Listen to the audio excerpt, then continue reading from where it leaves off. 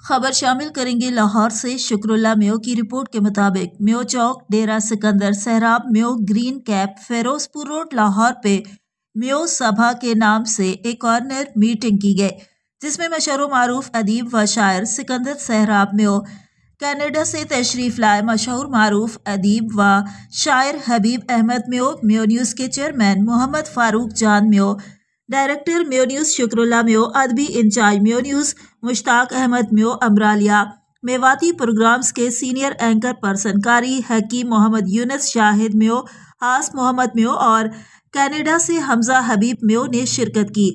آج کی اس میٹنگ میں میواتی زبان کی ترویج و ترقی، میواتی پروگرامز کے فروغ، میواتی ادب و ثقافت کو محفوظ کرنے اور میواتی ادب کو منظر عام پر لانے کے لیے تفصیلی بحث ہوئی۔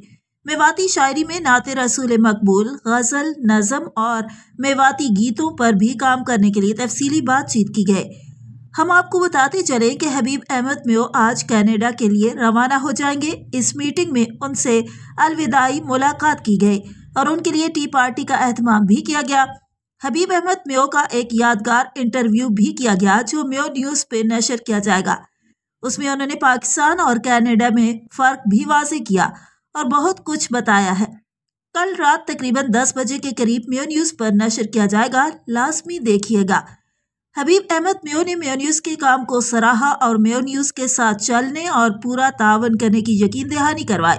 آج کی میٹنگ میں طے کیا گیا کہ ہر ماہ میواتی مشاعرہ منعقد کیا جائے گا، اس کے لیے ایک دن مقرر اور جگہ کا فائنل کر کے بتا دیا جائے گا اور مشاعرے کے ساتھ ساتھ میواتی ادب کے اوپر کیے گئے تمام پروگرامز میو نیوز پہ نشر ہوا کریں گے۔ آج کی میٹنگ بڑی کارآمد ثابت ہوئی۔ میٹنگ کے آخر میں حبیب احمد میو کے ساتھ دوستوں نے گروپ فوٹو بھی بنوائے اور حبیب احمد میو کو پاکستان سے کینیڈا کے لیے الوداع بھی کیا اور ان کے لیے نیک خواہشات کا اظہار کیا۔